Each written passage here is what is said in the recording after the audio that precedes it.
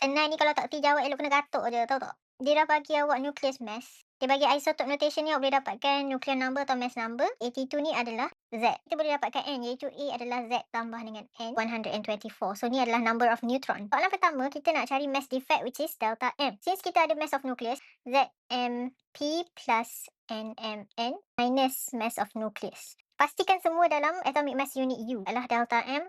Yang ini awak kena pastikan awak ambil semua titik perpuluhan.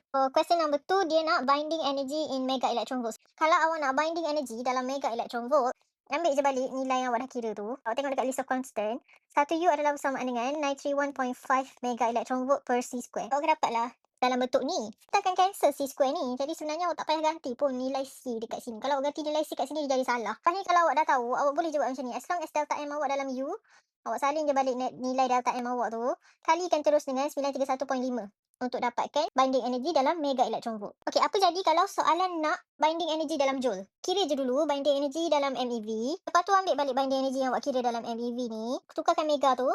Mega adalah kali 10 kuasa 6. Awak boleh tengok dekat list of constant, 1 electron volt adalah bersamaan dengan 1.6 kali 10 kuasa negatif 19 joule. Kali lagi dengan 1.6 kali 10 kuasa negatif 19 joule. Dapatlah binding energy awak dalam unit joule. Kalau dia nak delta M dalam kg, dan awak tengok je dekat list of constant, 1U adalah bersamaan dengan berapa kg. Lepas tu buat conversion. Ini dia minta awak binding energy per nucleon. Dia nak EB over A. So dia bagi dah A dengan Z. And atomic mass, ini dia bagi awak mass of atom. So dia bagi awak mass of atom, awak ada dua cara sebenarnya untuk kira mass defect. Ada awak guna formula delta M, ada mass of nucleus. Tapi kalau awak nak guna formula delta M yang ada mass of nucleus ni, awak kena cari dulu mass of nucleus, mass atom tolak dengan total mass of electron. Tetapi ada lagi satu cara. Kalau awak ada atomic mass ni, awak boleh je cari terus delta M menggunakan formula yang ada. Tapi formula mass of atom ni, dalam dia tu adalah mass of hydrogen. Mass of hydrogen ni adalah satu nilai constant yang awak boleh dapat dekat list of constant.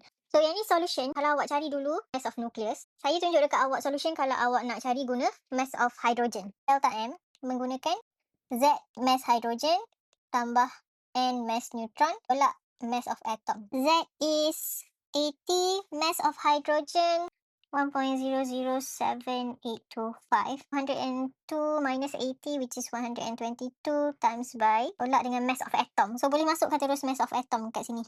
EB boleh kira guna delta MC square. Kalau nak EB dalam mega electron volt, kalikan je terus delta M yang dalam U tu dengan 91.5.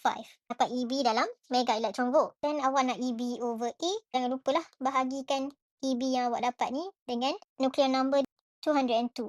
Sama dengan 7.90 mega electron volt per nucleon.